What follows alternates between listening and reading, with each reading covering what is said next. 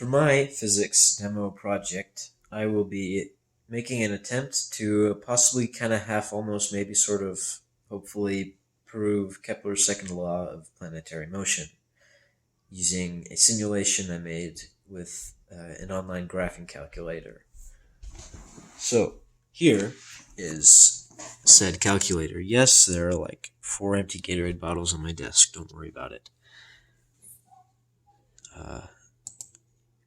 So, yeah, Desmos. I like it. 5 stars. Recommend. Ease of use. Good user interface. Let's start by making Earth, as you do. So there's Earth. And then set out some parameters for our orbit, and use that equation to do that. Yay! The height of the orbit is 6 units. The width is 8 units, as you can see. And O here is just, it's the offset of the orbit, so it's shifted over 2 units to the right, so that Earth will be at 1 foci, instead of smack in the middle of the orbit. So after that, I use these equations. These equations I found out myself, for what it's worth. I went through and, yeah.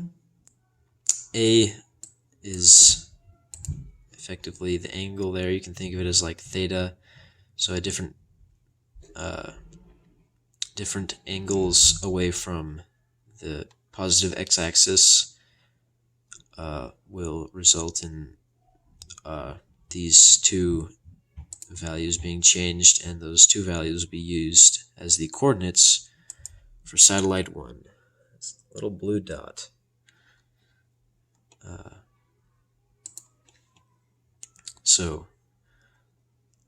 Yeah, those equations will give us the coordinates for satellite 1. Then we can, what I did is I used the coordinates for satellite 1 to find R1, which is the distance between Earth and satellite 1. So like radius 1. And why am I doing that? Well, it's because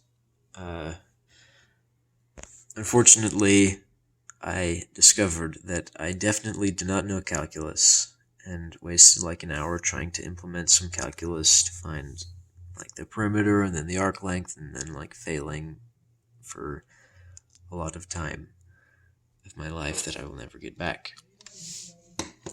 And trying multiple attempts to reincorporate calculus, and just rediscovering that I do not know enough calculus for this, to use calculus. So what I'll be doing is I'll just make an estimation. I will plot satellite 1, and then, as you'll see, satellite 2, and use those 2 points, as well as the point at the center of Earth, to make a triangle, and then I'll just find the area of that triangle.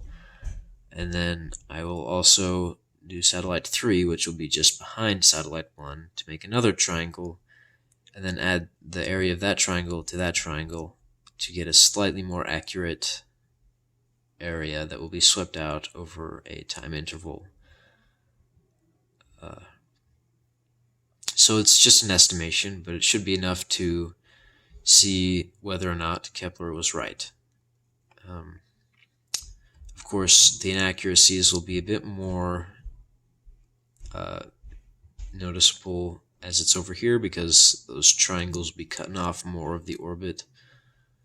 Anyway, so what R1 will be used to find the area of those triangles, those triangles. And then T right here is one more source of inaccuracy. It's another estimation I made to find T is essentially the distance covered over a given time interval, hence the T. So yeah, this determines the spacing between the satellites, and we want to keep that constant. right? The time spacing between the satellites, right? Because we want it to be the same amount of time no matter when we start. Anyway, that's also, yeah, like I said, it's an estimation that I got and is a little inaccurate, but it's close enough to still get an idea. Anyway, so I used T to plot out satellite number 2, and then again satellite number 3, and as you can see I also have R2 and R3 for those two satellites. Their distances from the center of Earth. And then the next step I did was I need to figure out more measurements of these triangles so that I can find the area. So D of 1 to 2 and D of 3 to 1 are the distances between satellites 1 and 2 and the distance between satellites 3 and 1. And A is the angle between them. So the angle of the point that'll be fixed at Earth, those two lines coming off will be separated by angle A. For satellites 1 and 2, it'll be obviously angle A of 1 to 2, and yeah, you get the idea. So now S is the area swept out between S of 1 to 2 is the angle swept out between, there's the area swept out between satellites 1 and 2, and S of 3 to 1 is the area swept out between satellites 3 and 1. And then I, of course, added those two areas together to get the total area swept out ultimately between satellites 3 and 2. Of course, with the slight inaccuracies of that little bit of area that's cut off at the top there, or at the side.